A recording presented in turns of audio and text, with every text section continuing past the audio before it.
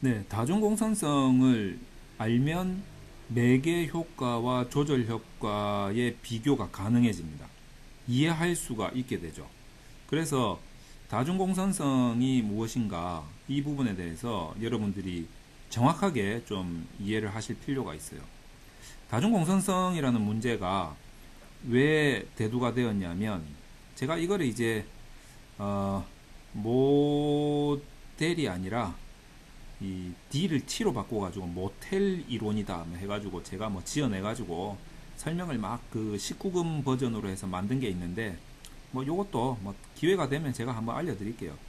제가 유튜브에서 강의를 했었나? 뭐 잘 모르겠습니다. 어쨌든 이런 이 제가 뭐 대도 않은 뭐 19금 이론을 만들어 가지고 뭐 좀 여러분들 머릿속에 쏙쏙 들어가도록 이해시키는 뭐 그런 뭐 게 있습니다. 근데 이제 그렇게 이해를 하지 않고 요번에는 이제 그냥 좀 건전하게 설명을 좀 드리도록 하겠습니다. 어떤 거냐면 이제 여기에 종소변수 y가 있고 x1이 영향을 미치는 요 관계가 있단 말이죠. 요 관계가 검증을 해보면 실질적으로 영향을 미쳐요. 여기 이제 베타 값이 유의하게 나온단 말이죠.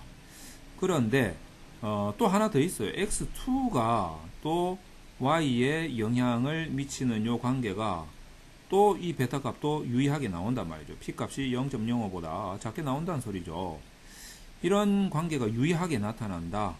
그런데 꼭 x1하고 x2가 동시에 들어가면 분명히 낱개로 들어갔을 때는 영향을 미쳤는데 동시에 들어가는 이 모델 구조 하에서는 둘 중에 하나가 죽어 또는 뭐 둘 다 죽는 경우는 거의 없지만 둘 중에 하나가 죽는단 말이죠. 그게 왜 그럴까? x2가 x1 거를 뺏어갔거나 또는 x1이 x2 거를 뺏어가서 둘 중에 하나가 상당히 많이 떨어지다가 통계적인 의미성까지 잃게 된다는 거죠. 예를 들면 x1의 p값은 0.05보다 작게 나오지만 x2의 p값은 0.05보다 크게 나오더라 이거죠. 그 왜 그러냐? x1하고 x2 간에도 x1하고 x2 간에도 이런 인과관계가 있더라 이거죠.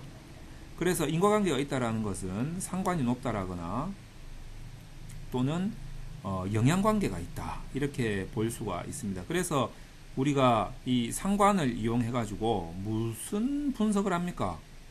그 공선성 통계량 분석을 하죠. 공선성 통계량 분석을 하는 거죠. 그래서 이거를 보는 방법이 크게 세 가지가 있는데 첫 번째가 상관관계가 0.9 정도보다 높으면 0.9보다 높으면 다중공선성에 문제가 있다 이렇게 보는 거죠.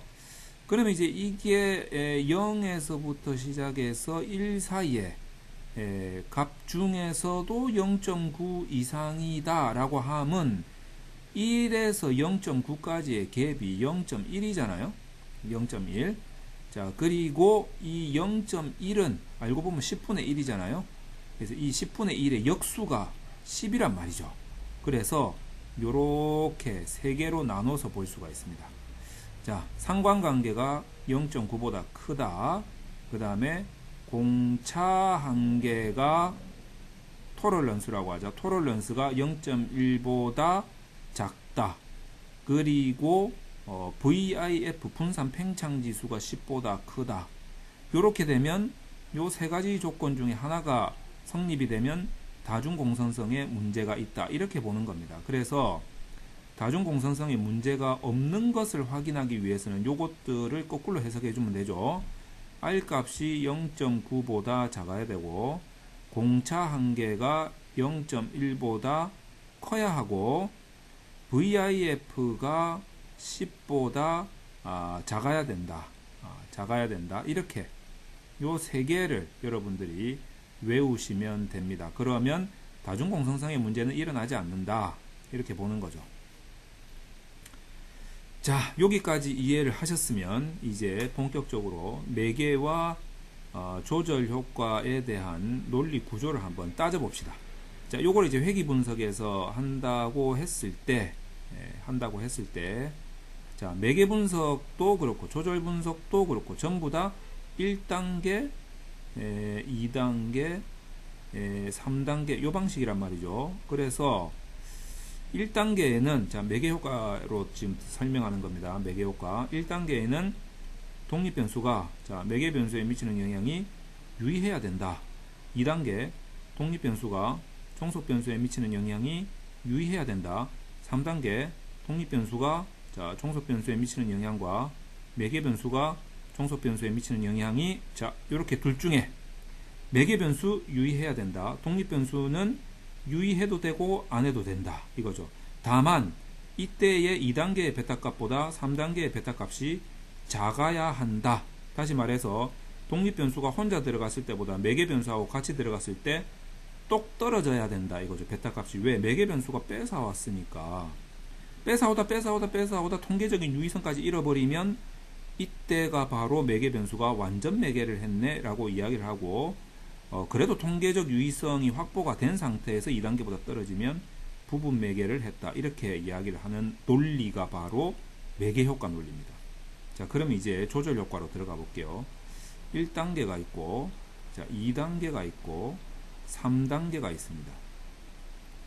자, 1단계 독립변수 독고다이로 들어갔어요. 자, 종속 독고다이 모릅니까? 혼자 들어가서 유의해야 된다. 2단계 독립변수하고 AND 조절변수 이렇게 표현해야지. 이렇게 독립변수, 조절변수 같이 들어갔어요. 종속변수에 영향 미쳐야 된다. 조절변수도 종속변수에 영향 미쳐야 된다. 왜 그럴까요? 다중공선성이 없으니까 각각 이 두 개를 한꺼번에 넣었어도 각각 미친다는 거죠. 다중공선성이 없으니까. 3단계 자, 독립변수, 종속변수 미쳐야 된다. 자, 조절변수, 종속변수 미쳐야 된다. 그 다음에 독립변수 곱하기 조절변수 한 상호작용항 종속변수에 미쳐야 된다. 이것도 3개를 집어넣었는데 다중공성성이 없으니까 각각 영향을 다 미친다는 거죠. 그러면서도 얘네들 둘이 막 섞어봤는데도 영향을 미쳐. 공성성이 없다는 소리예요. 각자 자기 알아서 역할을 각자 한다는 거죠. 각자의 역할을 한다는 거예요. 각자의 역할을 한다. 공성성이 없다. 그래서 독립변수하고 종속변수의 관계를 조절변수도 들어가서 지 역할을 하는 거라. 이거를 더 높이든 이거를 뭐 꺾든 얘가 역할을 한다는 거예요. 이 상호작용 효과가 있다라는 거지. 다시 말해서 다중공선성의 원리를 이용해서 매개 효과, 조절 효과의 논리적 구조가 가능해진다. 이렇게 보시면 되겠습니다. 이 원리를 잘 이용하면 매개 효과의 1, 2, 3단계, 조절 효과의 1, 2, 3단계가 자동적으로 이해가 된다는 거죠. 그래서 이런 부분들을 여러분들이 잘 생각을 하셔서 매개 효과, 조절 효과를 잘 구분해 보시기를 바랍니다.